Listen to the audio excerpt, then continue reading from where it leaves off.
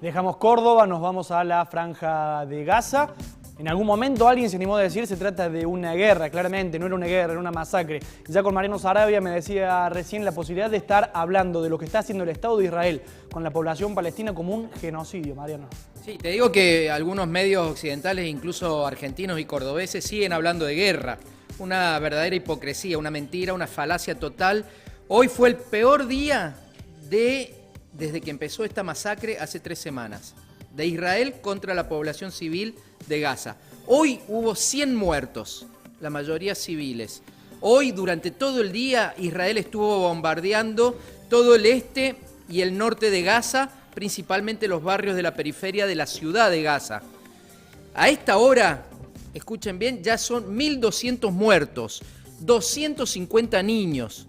Del lado israelí, 50 soldados muertos y 3 civiles. Fíjense la desproporción. Israel hoy se dio el lujo incluso de llegar a atacar un campo de refugiados, el campo de Jabalia. Es terrible. Hay 200.000 refugiados en escuelas de la ONU, pero ni siquiera esos lugares son seguros, porque Israel en este momento está atacando y bombardeando escuelas de la ONU, hospitales, campos de refugiados. Todo lo que dicen las convenciones internacionales de la guerra, de que son crímenes de guerra, lo que dice la Convención de Ginebra, está haciendo el Estado de Israel, el gobierno fascista de Netanyahu. Por muchísimo menos de lo que está pasando ahora, en cualquier lugar del mundo llegan los cascos azules de la ONU. Nosotros mismos, como Argentina, tenemos cascos azules en Chipre y en Haití. ¿Qué está esperando la comunidad internacional para hacer en Gaza? ¿O es que hay seres humanos de primera y seres humanos de segunda? Los palestinos no valen lo que vale un yugoslavo, un haitiano o la gente en Ucrania. Es terrible. Miren, si había alguna duda, y yo soy muy respetuoso y muy mesurado con estos términos, si había alguna duda, ya me parece que podemos hablar de genocidio. Claramente de genocidio, porque no puede haber otro objetivo por parte del gobierno de Israel que el de matar la mayor cantidad de civiles sistemáticamente posible. De hecho, Ilan Pappé, que es un teórico y un profesor israelí, nacido en Haifa, que está viviendo en Londres, está hablando desde hace bastante de limpieza étnica.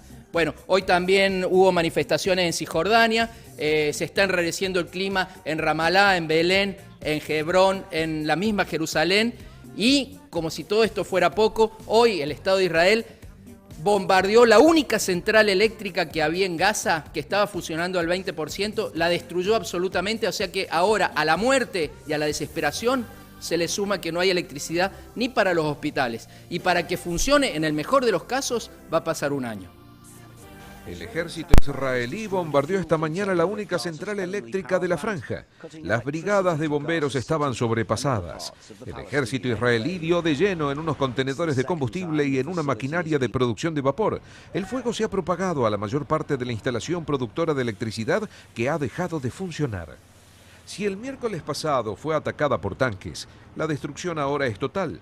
Los equipos de extinción intentan que no todos los depósitos de combustible sigan explotando y ardiendo. Se acabaron incluso las pocas horas de luz que hasta ahora tenían al día los gazatíes. El director de la central, Mohamed Al-Sharif, explicaba ante las llamas: me gustaría decirle al mundo que se trataba de una central eléctrica humanitaria en tanto que servía a la gente. Por lo tanto, su existencia ayudó a la gente, a la vida, a los hospitales y a la vida normal diaria de la población de Gaza. La madrugada del martes fue una de las más violentas desde que empezaron los ataques del ejército israelí. La mezquita de Gaza quedó destruida. Israel justificó el ataque argumentando que en el templo se ocultaban armas.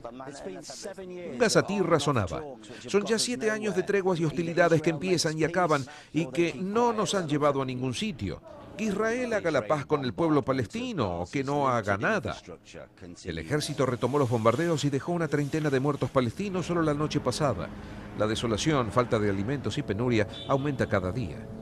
Uno de sus proyectiles llegó a alcanzar la residencia del líder de Hamas, Ismail Haniyeh.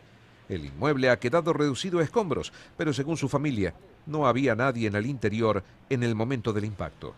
Murieron 5 soldados de Israel en un tiroteo contra activistas palestinos que llegaron a territorio israelí a través de un túnel.